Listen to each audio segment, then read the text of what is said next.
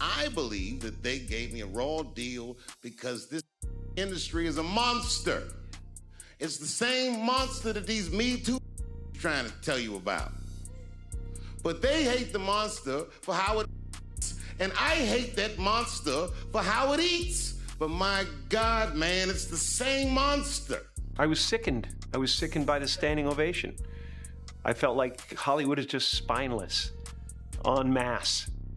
And it really felt like, oh, this is a really clear indication that we're not the cool club anymore. We're listening to Mike right now. Obviously, you know, this is a really sad time right now, but we're celebrating his life. Your thoughts right now on the situation and the timing of this tragedy? Yeah, I mean, you know, he just somebody that changed my life. You know what I'm saying? Somebody I'll always love and cherish. I would have to go and prep that hotel room, which consisted of baby oil, Astroglide, candles, incense, liquor, lights, tons of toiletries, drugs. The biggest stars in history carried the same chilling fear. One man who saw and heard things nobody else dared to repeat. And no, it wasn't about his talent or the fame. It was about the secrets he held from rooms where cameras were banned and deals were sealed in whispers. You're not supposed to do this in my business. I'm up here doing something that nobody else in this business has the balls to do. I'm telling you something that you need to know. I'm trying to explain to you what you're seeing. You don't understand what you're seeing. I am publicly flogging a network. And I know that this network, nigga, they watching me and they saying, why are you doing this so publicly? Doesn't feel good to be flogged publicly. Oh, believe me, I know. I know exactly how that feels. When I quit my show, they said I was crazy. What was crazy about it? I just didn't want to do it anymore. They said I smoked crack. That's impossible. I was a devout Muslim. I didn't smoke or drink. But I do now because you ruined my life. Michael Jackson didn't just moonwalk across stages. He slid right through Hollywood's shadows, gathering dirt powerful enough to shake empires. While others bowed to the rules, Michael flipped the script and kept the playbook locked in his own hands. Neverland wasn't simply a dreamland. It was his fortress, his vault, his shield of leverage that kept the industry on edge. And now, two comedians who barely escaped the machine are pulling back the curtain, exposing why the most powerful names in Hollywood froze when the king of pop's hidden knowledge was mentioned. But before you understand why Michael Jackson made the elite sweat bullets, you gotta see what happens to those who refuse to play along. Dave Chappelle was the warning sign, the canary in the coal mine, standing up and showing the world exactly how the system really works. His story laid out the blueprint, and it proves why Michael's resistance made him the most dangerous threat Hollywood ever faced. I'm glad you're here. Everybody wants to know, why'd you walk away from $50 million? I wasn't walking away from the money. I was walking away from the circumstances with the newfound plateau. Yeah. It was completely outside of my frame of reference. I've been in show business since I was 14. I've heard the stories, seen these kinds of things play out in front of me. I mean, you see it before. Look, Mariah Carey made a $100 million deal, and 3 months later, she's all of a sudden mysteriously crazy. Or Martin Lawrence punches through and he's waving a gun on the street screaming, "They're trying to kill me." Yeah. Yeah, we hear those stories. And it always happens around the time in their career where it seems as though they're crossing over the next plateau. Yeah. It's incredibly stressful. Yeah. And I felt like in a lot of instances, I was deliberately being put through stress because, you know, when you're a guy that generates money, yeah, people have a vested interest in controlling. Public thought it was cut and dry. Dave Chappelle cracked under pressure. He walked away from $50 million, vanished to Africa, and came back branded as crazy. The headlines made him look unstable, unreliable, like a genius gone off the rails. But the truth? I feel about him as a person, as an artist. Martin Lawrence is the guy that showed everybody you can make it from DC to Hollywood. And I had a personal stake in his success. Every time he did something, it made me feel inspired and really good. And he was always real nice to me. He'd sit me down, "What's going on with you, baby boy? What? We'd talk about comedy, whatever." And, you know, when we did Blue Streak, we were promoting it, and Martin had a stroke. He almost died. And then after that, I saw him, and I was like, oh my God, Martin, are you okay? And he said, I got the best sleep I ever got in my life. That's how tough he is. So let me ask you this. What is happening in Hollywood that a guy that tough will be on the street waving a gun, screaming, they are trying to kill me? Yeah. What's going on? Why is Dave Chappelle going to Africa? Why does Mariah Carey make a $100 million deal and take clothes off on TRL? A weak person cannot get to sit here and talk to you. Ain't no weak people talking to you. So what is happening in Hollywood? Nobody knows. The worst thing to call somebody is crazy, is dismissive. I don't understand this person, so they're crazy. These people are not crazy. They're strong people. Maybe the environment is a little sick. Dave wasn't running from success. He was dodging the same machine that chewed Michael Jackson alive. What happened to Dave wasn't random. It was punishment. A carefully planned hit job meant to scare any other star thinking of pulling back the curtain. When Dave said, "You are not allowed to do that publicly," he was exposing Hollywood's silent law, the same rule Michael shattered every time he refused to bow down, every time he dared to speak his mind. And here's the chilling part. Dave's run-in with Oprah shows the exact same script that played out against Michael. Watch how she deals with truth-tellers, and you'll see why controlling Michael was impossible. Look at her tactics. Interrupt, redirect, and slap a crazy label on anything too real. Ethos or... somebody once said my problem was I didn't understand the social contract here. I now understand what that means. Yeah. Do you understand it? The social contract? Yeah. I think I do. Yeah. What is it for you? The social contract. You can't get mad. Mm-hmm. You can't get mad. You can't let it get you, because you have to make a deal with everyone else, and it's almost unspoken that you are going to be over at some point by people who you may have done something nice for. Mm. And it may happen that by circumstance,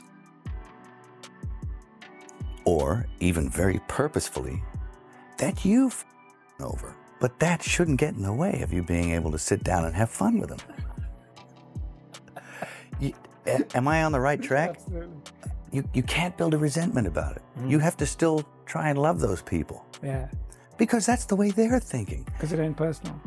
No, it's not personal. They don't really mean to hurt you. No. Not really. I don't quite understand. Well, I mean, there's a lot of motivations for why it happens. Yes, many. I mean, money will make you do stuff as well, won't it?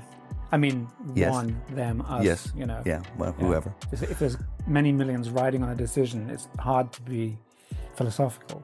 Yes. Yeah. Yeah, very, very hard. Very hard to be, you know, you have to choose what level of integrity you're coming in at. And okay. And I've often felt it. I've sat there and I have felt the knife slipped firmly in between my shoulder blades and tried to have it shoved through the other side through my heart. And I've actually felt the whole thing and I've gone, ah! Wait till next week, you know? Or I'll think, fucking, and you'll resent it for a little while, then you have to let it go. Otherwise, you'll eat yourself alive. The second Dave raised valid fears about industry control, Oprah spun it into a story about instability, flipping concern into madness. That wasn't just talk show drama, that was the machine moving through her. Oprah ran the same playbook on Michael Jackson that she tried on Dave. Label, dismiss, and twist. She couldn't box Dave's truth into something marketable, just like she couldn't tame Michael's refusal to bend to the system. They told us Dave bolted to Africa out of paranoia, but that was only half the story. The deeper truth, he needed space to think, to breathe, to escape the very pressure that crushed Michael for decades. The industry never just wants your talent, it wants you. Your mind, your freedom, your silence. Dave's trip to Africa mirrored Michael's retreat into Neverland. Both built sanctuaries to keep Hollywood's grip at bay, and both were branded the same way. Eccentric, unstable, disconnected from reality. But what if that wasn't madness at all? What if isolation was the last shield they had to protect their sanity inside a system designed to destroy anyone who dares resist? I mean, I'm a conspiracy theorist to a degree. Like when I connect dots that maybe shouldn't be connected, I don't know. There's certain dots, like when I see that they put every black man in the movies in a dress at some point in their career, I'll be connecting them down like, wow, all these brothers gotta wear a dress. That's happened to me. I'm doing a movie with Martin. Yeah. The movie's doing good. So I walk in the trailer. I'm like, man, this must be the wrong trailer because there's a dress in here. They come in. The writer comes in. I think he's the writer. He's like, Dave, listen, we got this hilarious scene where Martin's sneaking out of jail. So he disguises you as a and he put this dress on and huh? What? Nah, I'm not doing that. I don't feel comfortable with that. That should have been in the discussion. What? You don't feel comfortable with it? I mean, it's a hilarious bit. All the greats have done it. So, well, if all the greats have done it, it's kind of hacky, right? You're right. So why don't we just not do it? Because I don't feel comfortable wearing a dress. Oh, come on, Dave, listen, we got it all set up. We're supposed to shoot. Every minute you waste costs this much money. You know, the pressure comes in. Huh. I'm not wearing no dress, man. I'm funnier than a dress. Just give me something funny to say. I don't need to wear no dress to be funny. What am I, Milton Berle? You know, we're going like this. And then finally he's like, and he leaves. And then like the director comes, Dave, it really would be great if you wear the dress. What is wrong? What is this, Brokeback Mountain in here? So,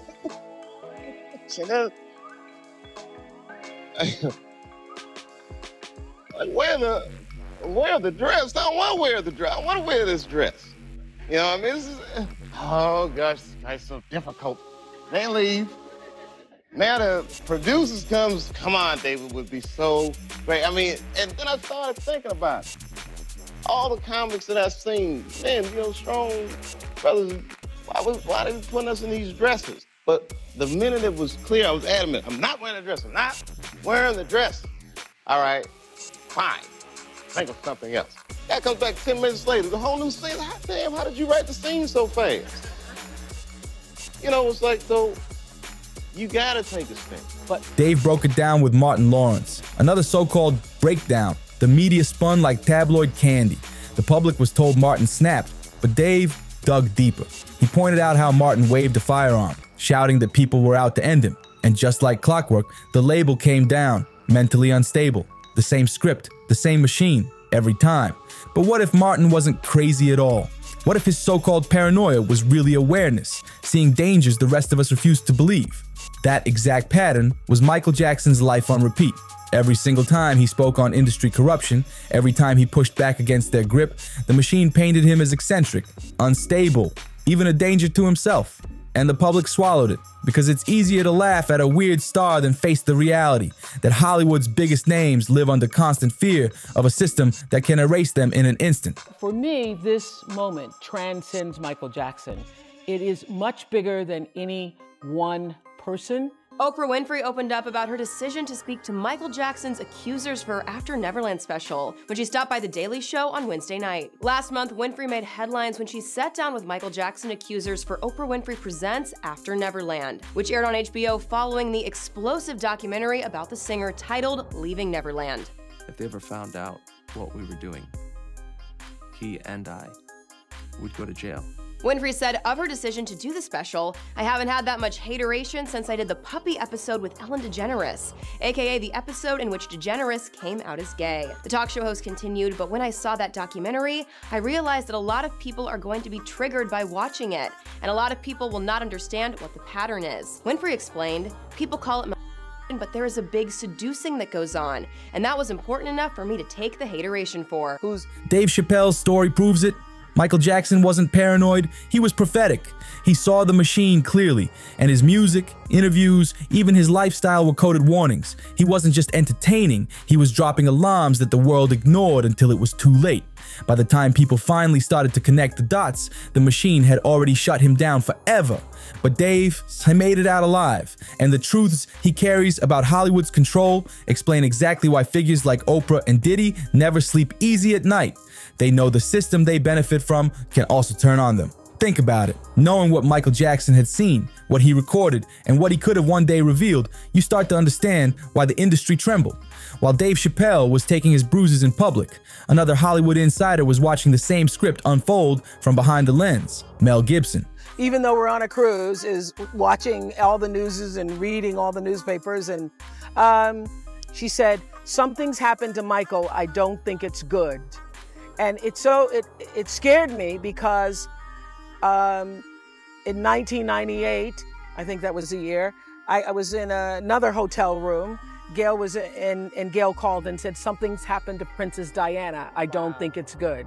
So when I heard that, immediately I thought, oh my God, could it be? And so we were all stunned. And did you ever consider going to either the memorial service or the funeral? No, I did not consider going to the memorial service or the funeral because I did not consider myself to be a friend of his.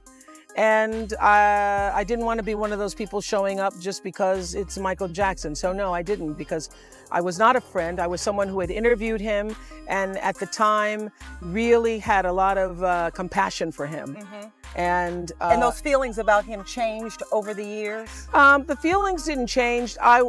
In terms of my sense of compassion for him, what I felt was a sense of sadness. Mm-hmm. I never knew, what the truth was. After decades of swimming in Hollywood's Shark Tank, Gibson pieced together the ugly truth about the system's social contract, and it fills in the missing piece of why Michael Jackson stood in such a dangerous yet powerful position. Back in 2007, Oprah Winfrey thought it would be a good idea to open up a boarding school in South Africa. She was inspired by Nelson Mandela and made a promise to him that she was going to create this school. The academy is called Leadership Academy for Girls.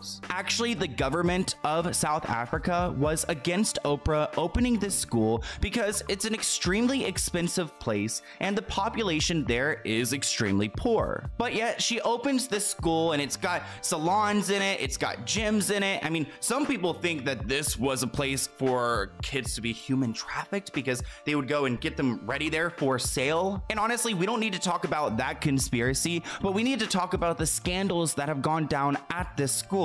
These are my girls. These are my girls.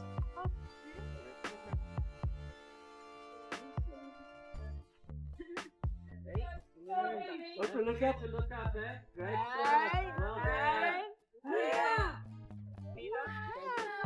So Oprah built this $40 million school in South Africa, and they had 152 students attend. Oprah actually handpicked the 152 students who attended her school, but it wasn't long until some of these students were being harmed by one of the employees of the school. Her name is Virginia, and she was 27 years old at the time, and she was charged with 13 counts of getting inappropriate with the kids. Virginia got physical with at least 6 students aged 13 to 15. So these students were handpicked by Oprah to go and live at this academy, and one of these employees who is managing the dorm is physically touching them and doing things to them and harming them. This was a bad look for South Africa because they have had a problem with children being harmed at school by these employees. But ultimately, Oprah put them in this situation to be harmed by this employee. That wasn't the only scandal that came out of Oprah's school, because ever since it's been open, there's been scandal after scandal. Less than 2 years later, there was another incident where some students were getting physical with each other, and there was a 15-year-old who urged to these victims to keep everything on the down low and not to tell their parents or investigators what happened. So 7 students were suspended from the school, and these girls were alleged to have been intimidating others into partaking in inappropriate behaviors. A letter sent to one of the suspended girls' parents reportedly read, "You have been found guilty of physical contact of a intimate nature with another person on campus, harassment, bullying of other girls on campus, and of being dishonest by not telling investigators the whole truth." So I don't understand why Oprah just went to this school like less than a year ago to fix things, yet this is still going on. I mean, how does this 15-year-old get away with preying on their schoolmates and coercing them into lying to officials about it? So we're told Hollywood thrives on talent, luck, and connections. That's the bedtime story. The reality, it's darker than most can even imagine. The industry is held together by an unspoken pact. Protect the guilty, silence the innocent. And Michael Jackson was the one superstar who flat out refused to sign that deal. Gibson broke it down. Hollywood isn't just a business, it's a battlefield. Betrayal is currency, silence is survival, and the conditioning runs deep. He described it like this: you can't even get mad when you're stabbed in the back. That's how they train stars to swallow betrayal and keep smiling. But Michael, he wasn't wired like that. While everyone else learned to endure the backstabbing, Michael was documenting it, stacking files, and refusing to play along. In a world built on secrets that made him the ultimate wildcard, the one they could never fully control, Michael stood on his principles like concrete. The industry couldn't break his mind, so they went after his image. This is the same unspoken contract that kept celebrities silent for decades. It wasn't just fear, it was programming. They're taught early that betrayal is just business, that predators are power players, and that speaking out equals career deletion. Some people think Oprah Winfrey, they think Harvey Weinstein because they have been linked together so often. First off, Oprah and Harvey have been friends for over 2 decades. A lot of people use the argument that she didn't know about what he was doing, but that's impossible because everyone's known about Harvey Weinstein's reputation ever since the 90s. If you guys don't know who Harvey Weinstein is, he is a major film producer who is pretty much the face of the Me Too movement because he was called out by a bunch of different actresses who he violated. When he was getting canceled and exposed for everything that he has done, Oprah allegedly called him and offered her support. Even though Oprah's team denies this, I believe it because Oprah has been close with Harvey and she has showed him some sympathy over time. Even though he is a disgusting man and he deserves to rot in jail. But I don't understand why Oprah wants to be best friends with someone like Harvey Weinstein. They had a very warm friendship, and the photos show. Some people actually believe that Oprah convinced some actresses to hook up with Harvey Weinstein. And actually, Rose McGowan tweeted out, "I'm glad more people are seeing the ugly truth of Oprah. I wish she were real, but she isn't." Dave Chappelle's story about the dress conspiracy shows exactly how that programming plays out in real time. Humiliation, pressure, and psychological games to keep stars in line. Michael Jackson had front row seats to decades of this manipulation. He saw how fast the machine could flip the script. One moment you're a legend, the next you're a headline with your reputation in flames. Dave could vanish to Africa and breathe. Michael never had that option. He lived under a permanent spotlight. The industry rolled out its standard attack, discredited his character while still milking his talent, turning his quirks into instability and his privacy into guilt. But Michael wasn't a pawn. While they were busy playing checkers, he was moving like a grandmaster, stacking evidence, keeping receipts, and building leverage that, if unleashed, could have cracked their empire wide open. Michael's moral compass simply refused to sign the contract of silence and betrayal. I was sickened by the standing ovation. I felt like Hollywood is just spineless, en masse. And it really felt like, oh, this is a really clear indication that we're not the cool club anymore. Jim Carrey weighing in on Will Smith's Oscar controversy during a new interview with Gayle King for CBS Mornings. They asked Chris, do you want to file charges? And Chris apparently said no, he did not. He doesn't want the hassle. I'd announced this morning that I was suing Will for $200 million because that video is going to be there forever. That's why figures like Oprah and Diddy were shaken, because in a system built on mutual corruption and guaranteed secrecy, Michael Jackson was the ultimate wild card. He had global influence, a mountain of leverage, and nothing left to lose. Oprah Winfrey built her empire on one lethal skill: narrative control. She decides who gets sympathy, who earns redemption, and who gets crushed. But Michael Jackson was the one superstar she could never fully script, and the way she handled him exposes a disturbing pattern hiding in plain sight. Look at the timing. She gave Michael's accusers a massive platform only when he was too weak to fight back, yet somehow ignored the victims of Harvey Weinstein while he was still untouchable. That's not journalism. That's precision-targeted character destruction. Thank you for coming. What is that exactly? Is that a gang sign? Have you, Oh, like you don't know what it is. You don't know what that is. I have no idea. You don't know. Jimmy Fallon doesn't know. David Letterman doesn't know. We don't know. All the comics and show business don't know what this is. Right? Yeah. What is it? Come on, Jimmy. Seriously, the time is up. People are hip to this kind of stuff. I'm here tonight to blow the lid off it, to be the whistleblower. I'm sick and tired of the secrets and the lies. It is the secret symbol of the Illuminati, and you're a part of it, and it is the all-mocking tongue. Oh, I like it.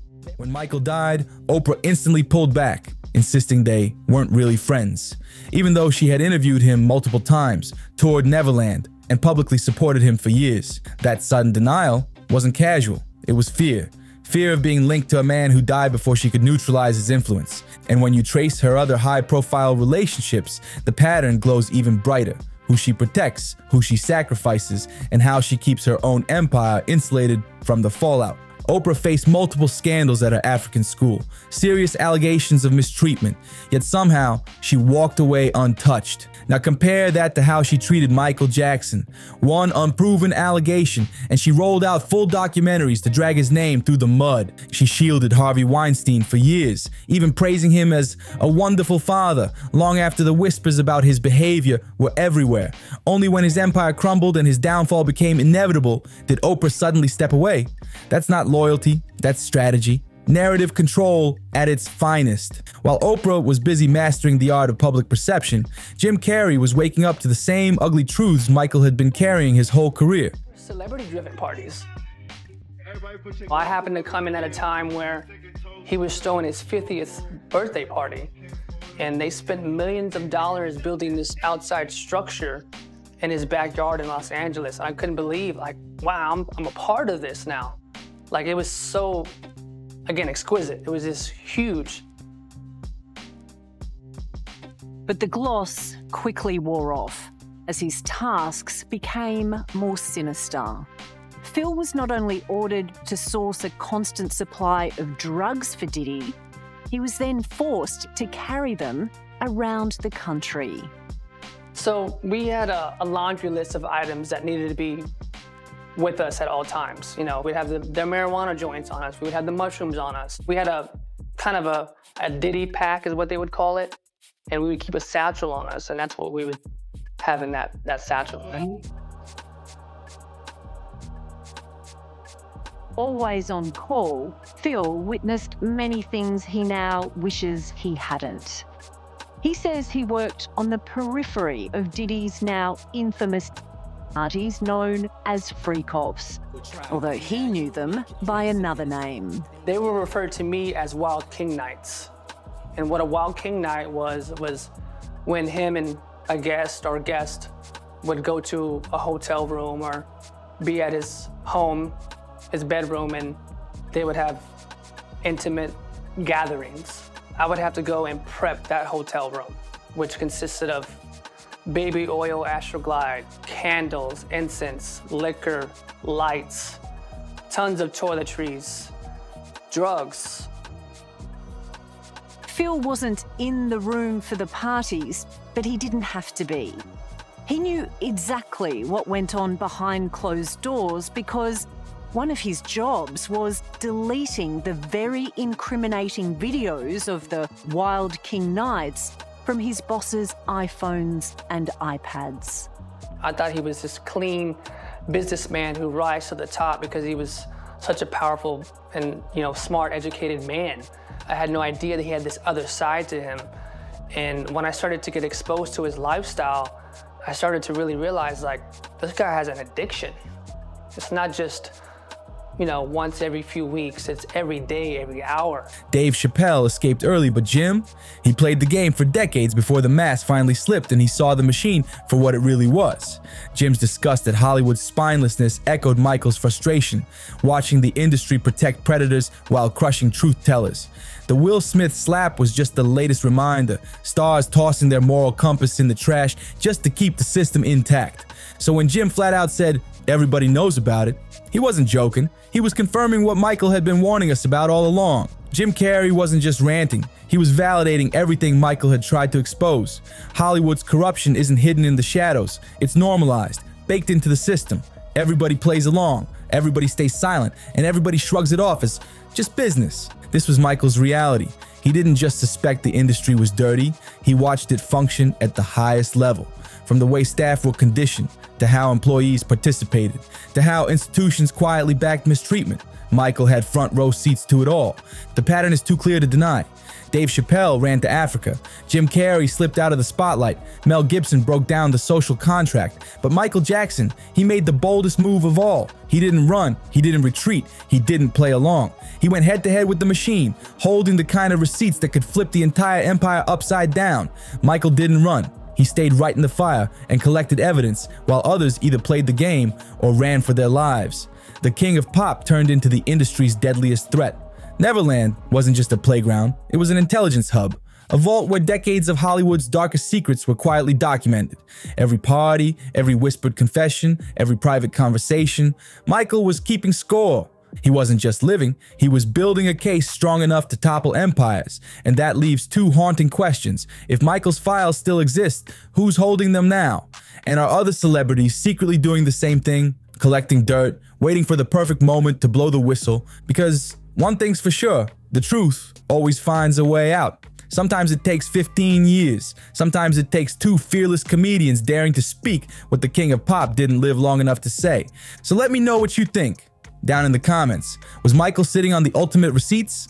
Don't forget to like, subscribe, and share this video, and I'll catch you in the next one.